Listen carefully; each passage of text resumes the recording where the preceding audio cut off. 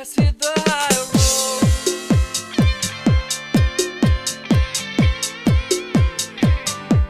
Let's hit the high road.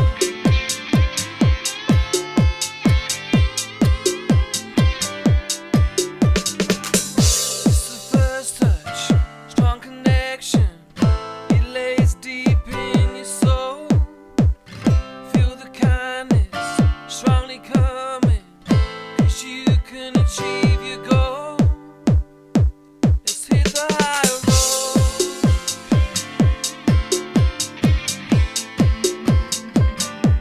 Let's hit the high road. Hi, this is Nancy Yeareld, and welcome to Nancy's Psychic View on the High Road to Humanity. And today I have a fabulous gentleman, Norman E. Rosenthal, MD, is here, and welcome to the High Road, Norman.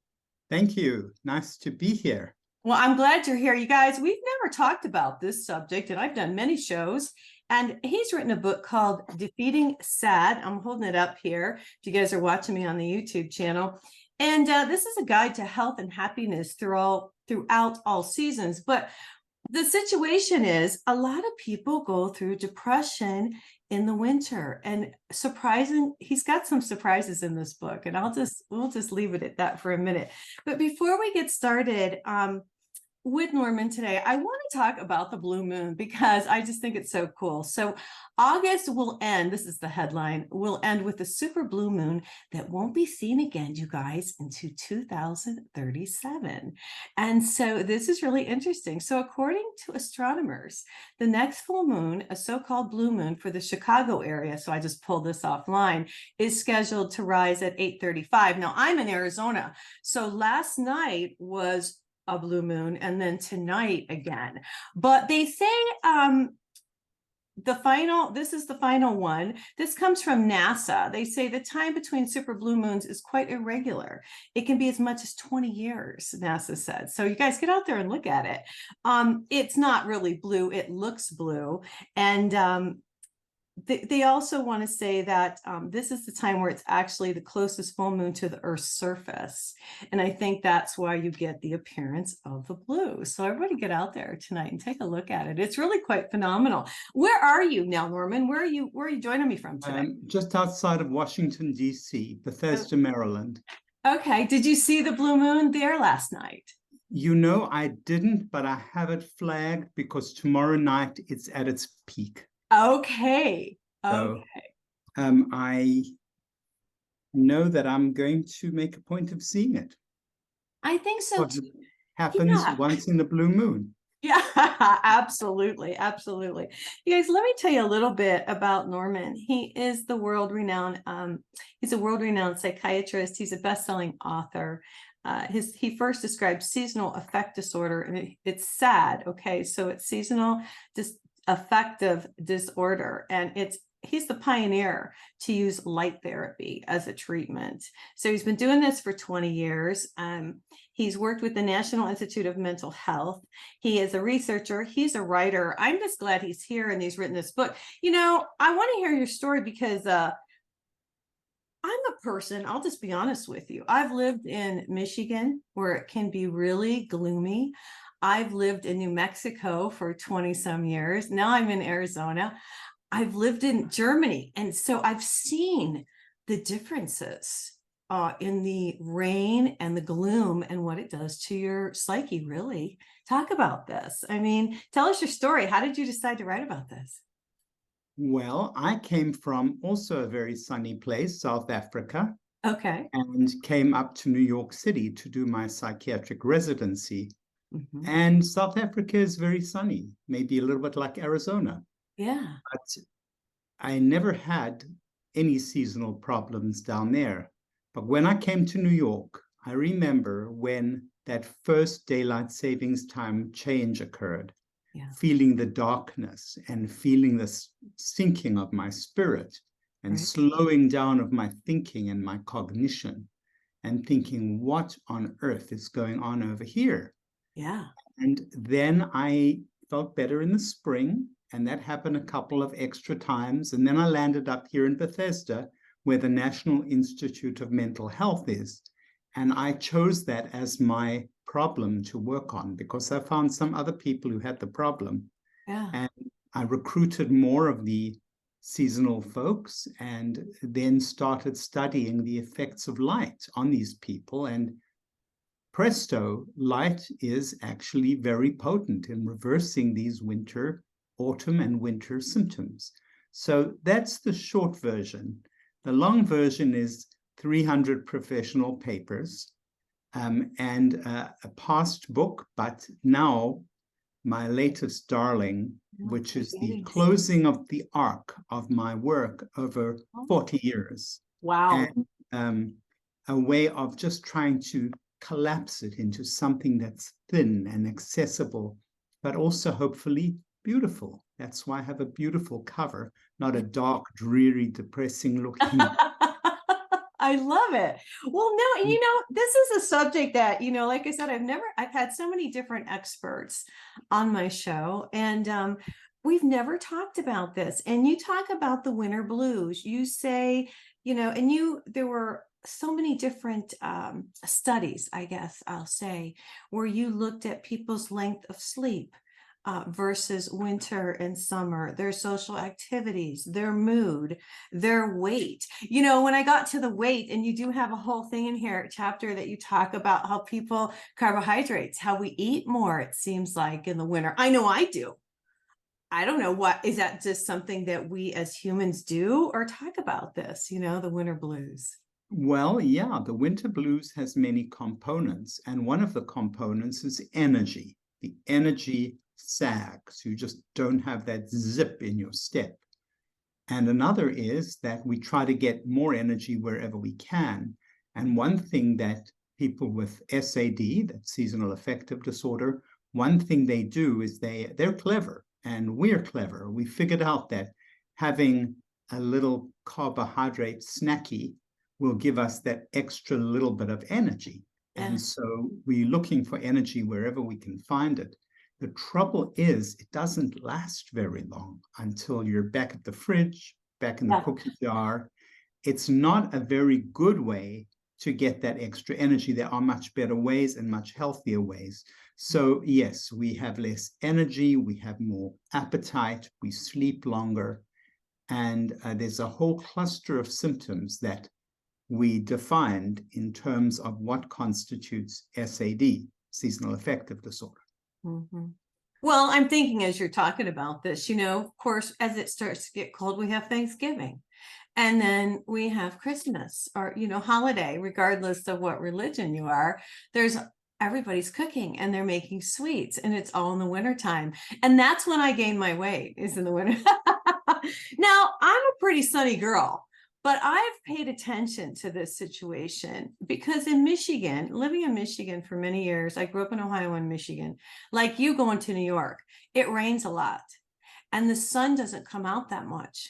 But when I moved to New Mexico, and gosh, I'm going to age myself, but I moved there in the 90s, and what a difference. You know, they call it the land of enchantment, and probably like in South Africa, there were 360 days of sunshine, and it makes a difference on people are just happier.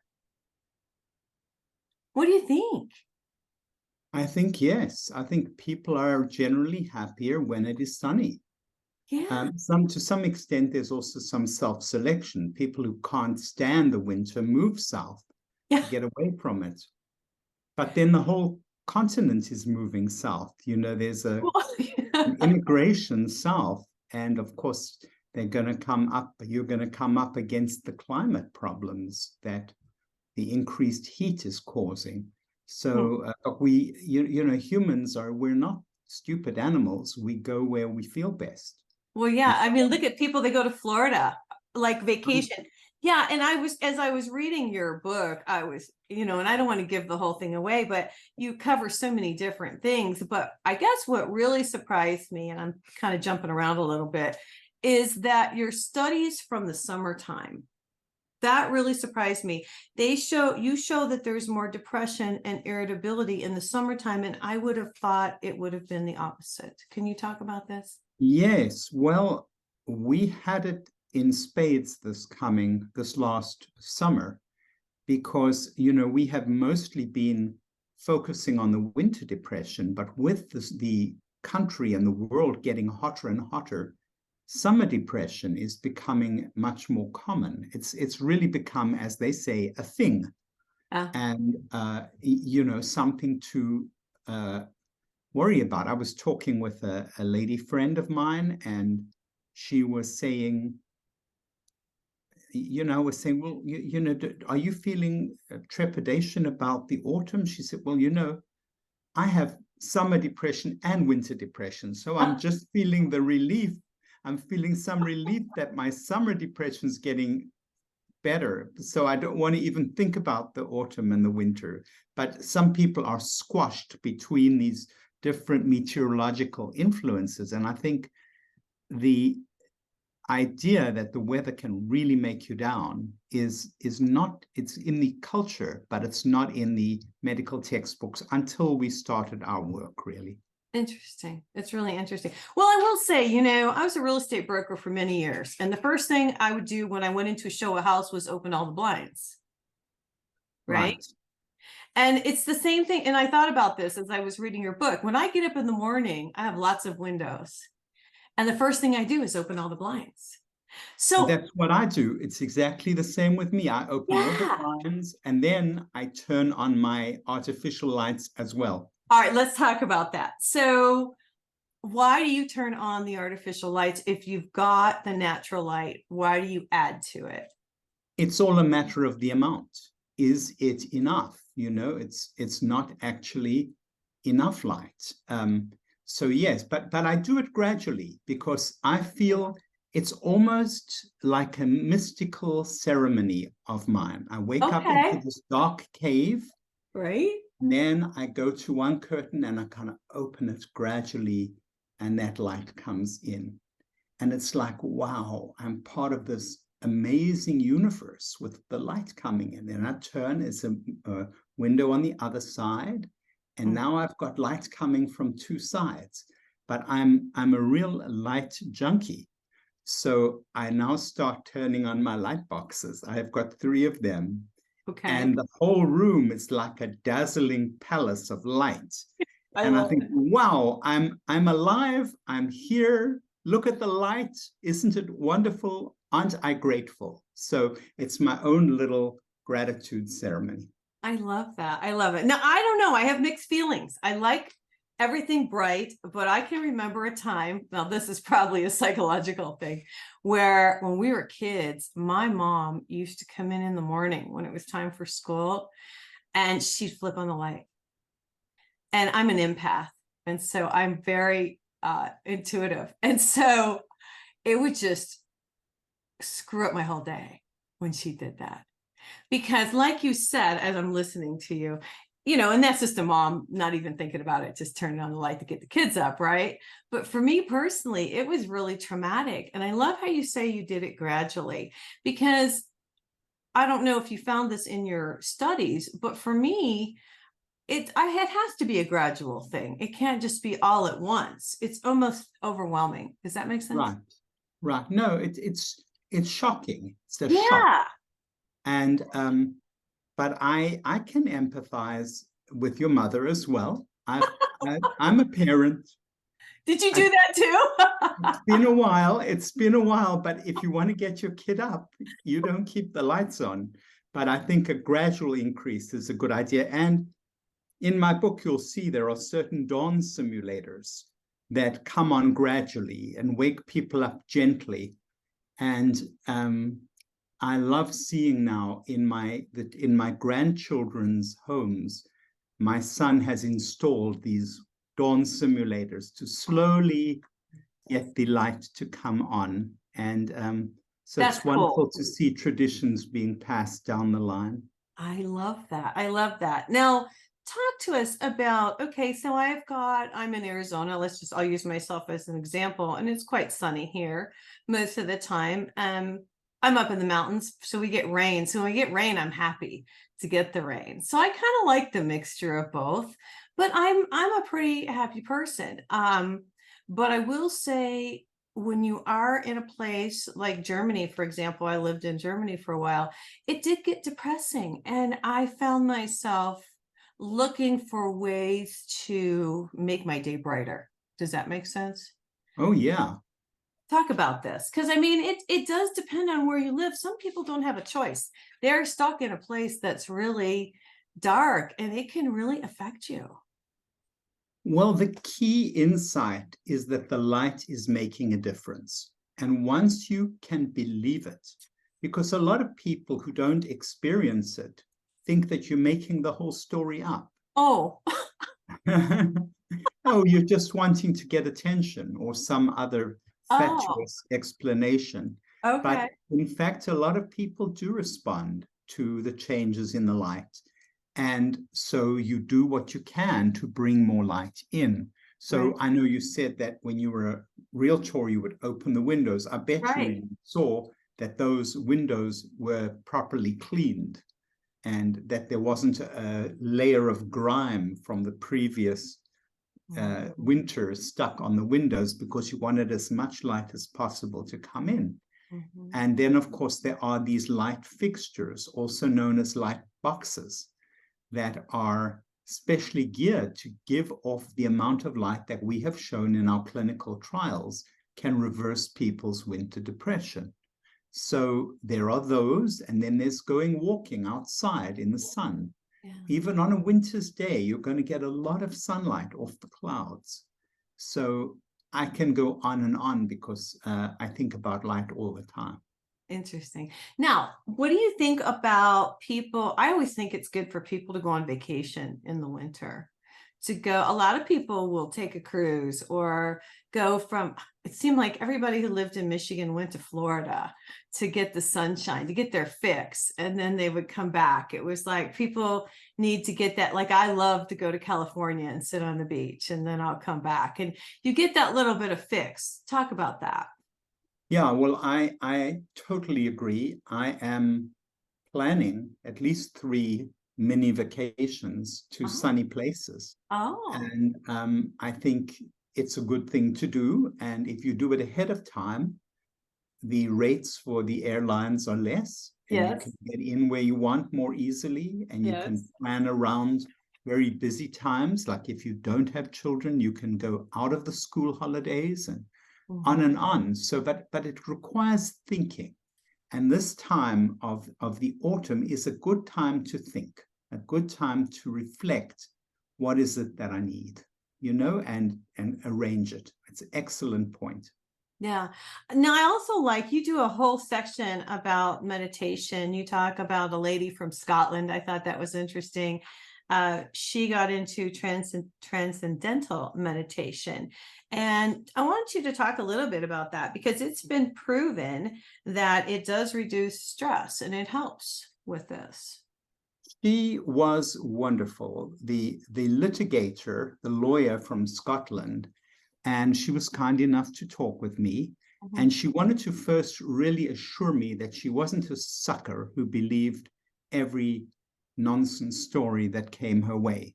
But Right. she said that when a fellow lawyer of hers, who was also a pharmacist, actually said, "Look, this really works," she said she was not a foolish gal. She Yeah. said you Yeah. could listen, you could believe her. So she said, "Well, what's to harm? I'll try it." And she said because in the winter she would get really nasty Oh, with her staff, and they would all complain. And the opposing lawyer would say, "What's the matter with you? Did you get up on the wrong side of the bed?" And oh, then she started doing transcendental meditation. She okay. said, "Now, I'm not a devotee. But I'll tell you, everybody started behaving differently towards me. My clerk said, 'What medicine are you on?' And the opposing lawyer on the case said, 'What's gotten into you? All of a sudden, you're Oh very my gosh. good.'" She said, and the final proof came.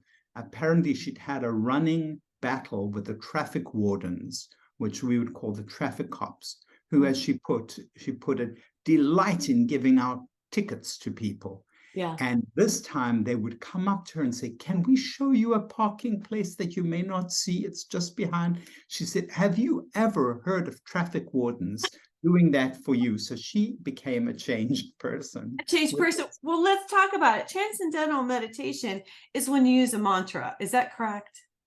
You use a mantra, but it's a little bit like saying when you go out, when you're a ballerina, you use your feet. You know, it's right, it's correct, but it's only a really little piece of the story, because there is a special way that you are taught to use that mantra that has the desired effect.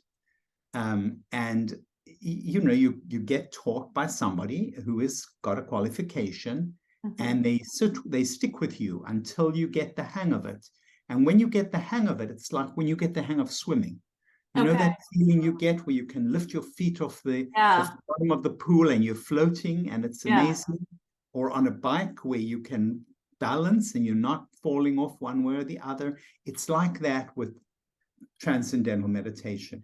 You get the hang of it, and then you're off into the state of mind called the transcendence, which is a very delightful, creative, active, interesting state of mind.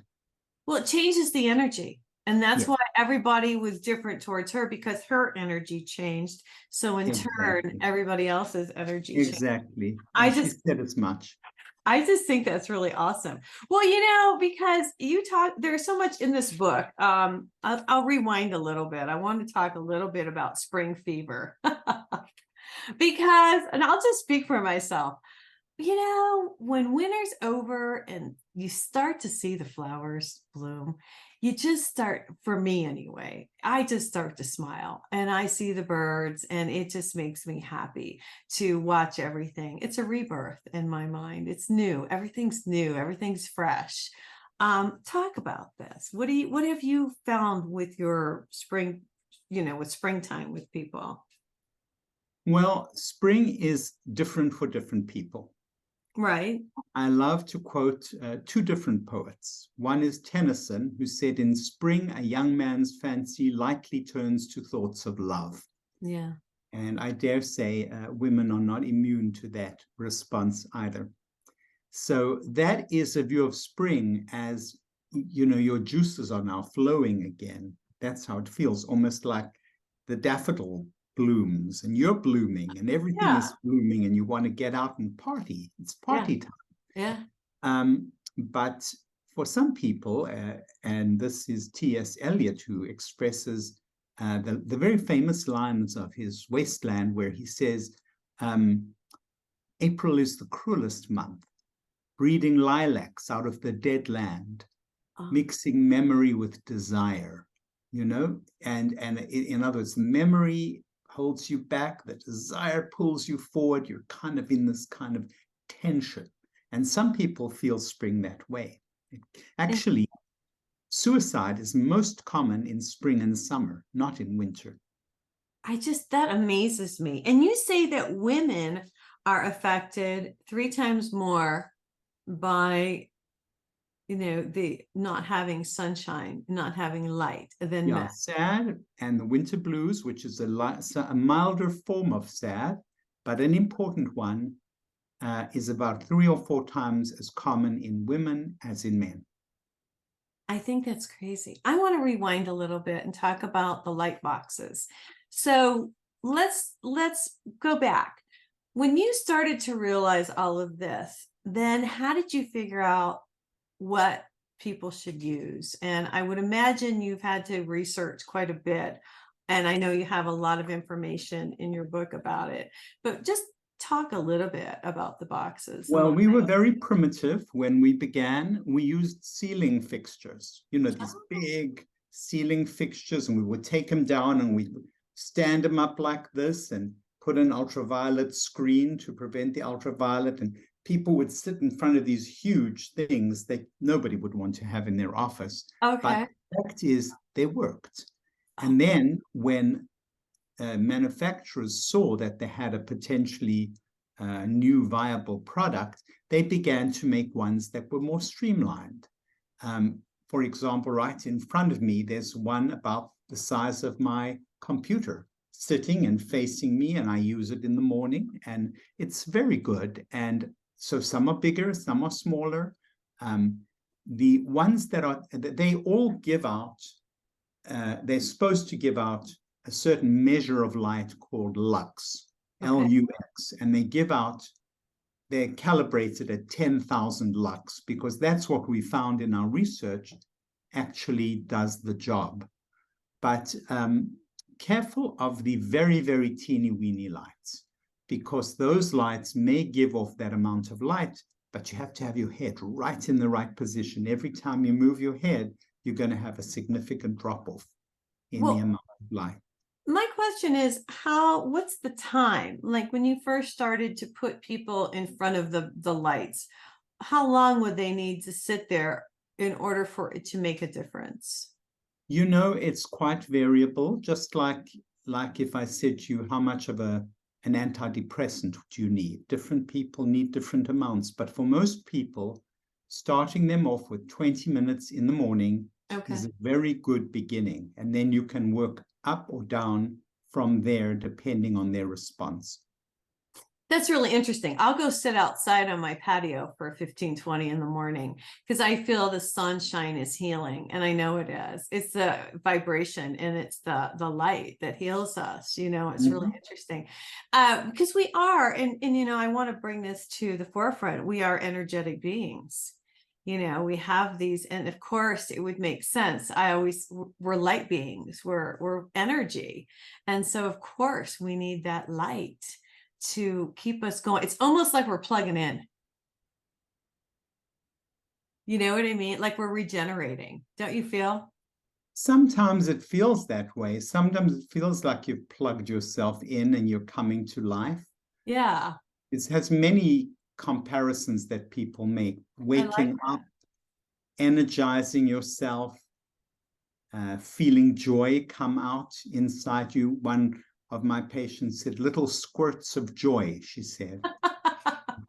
That's cool. So now you have one in your office. You talked about the grandkids have them.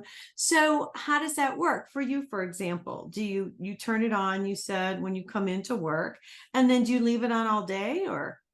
No, I don't. I have learned, those of us who have used light have what I call our internal light meter. I talk about that in the book. Yes. And that you need to begin to understand how much light do you need, how much light is too much, makes you feel a little jazzed, like you've had too much coffee, for example. And so you learn that, and then you are off and running. You have a very good self-guided program that the book is supposed to be there for accompaniment. And I should talk about the book called Defeating Sad and why I used that. I didn't want to say overcoming sad. It was too passive, or dealing with sad. No, we want to defeat it.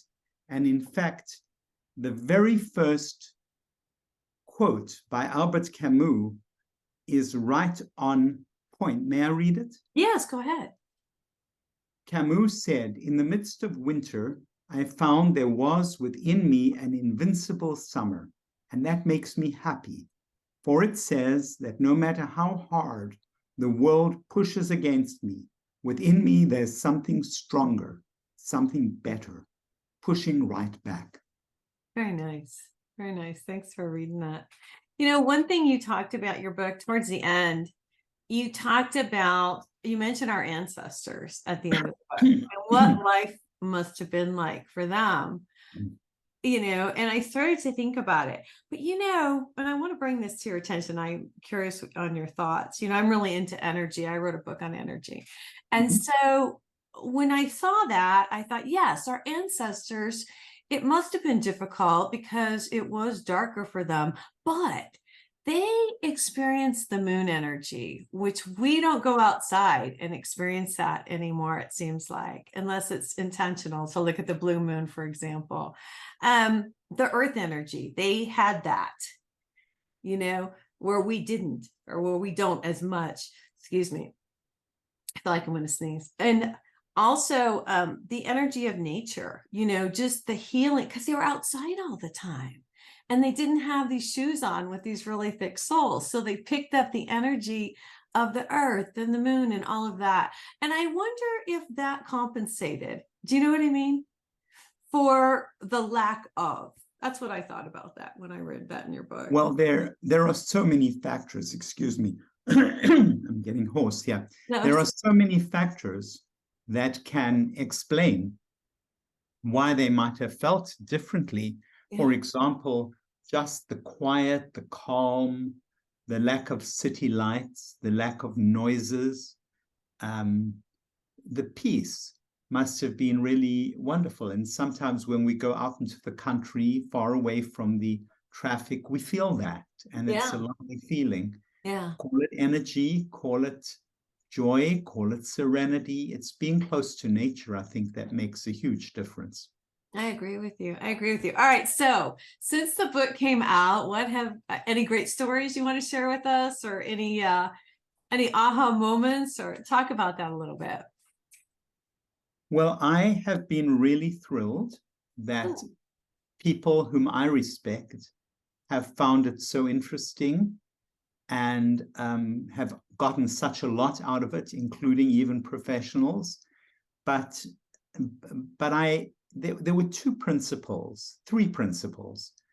I wanted it to be absolutely accurate and tell everything that was important for people to know.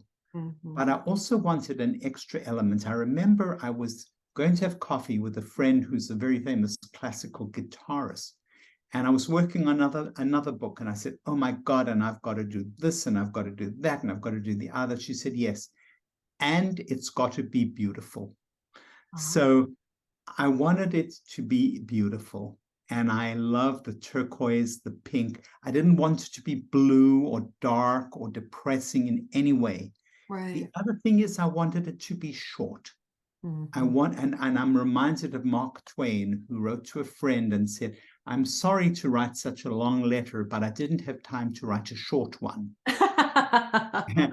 And, to try and make everything very compact and fit into, it's like a tiny house, where you have to fit everything into the small space. So the responses that I've gotten from people are just what I wanted to hear.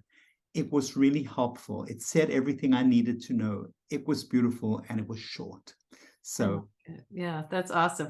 Now, if people have questions for you, especially about the different lights, you do talk about them quite a bit. There's just so you guys know, there's many illustrations in here where you really talk about different lights that people can get, light boxes. Is there an email or is there a website that yes, people can yes. visit? My website is normanrosenthal.com. Please come and check me out. Okay. And I have a lot of different social media things that you can find things. And of course, you can always email me through my website and find me and ask me any questions. And if I can answer, I will. I love it. Norman, thanks for writing this, because thank you. Yeah, nobody has addressed this, and I think it needed to be addressed. And there are ways to help people who have this situation, who have this sad, where it's difficult for them to maybe make it through the winter or the summer or the spring, whatever the case may be. So I think it was needed. You guys, it's called Defeating Sad. It's a guide to health and happiness through all seasons. It's by Norman E. Rosenthal, MD. And here's the book. I'm so pleased you came on the show. Anything you want to leave us with today? No, just much gratitude and blessings and love for having me on your podcast. Oh, God bless. I hope our paths might cross somewhere down the line. There you go. Fabulous. I do too. Hey, you guys, if you want an angel reading, if you want a psychic reading, you can go to my website, nancyyearout.com. All the podcasts are on the website. All of the shows from YouTube, my blog, my messages that I channel from Archangel Gabriel. There's a new one on there you can check out. So definitely check out my website, nancyyearout.com. I hope everybody has a fabulous week, and God bless.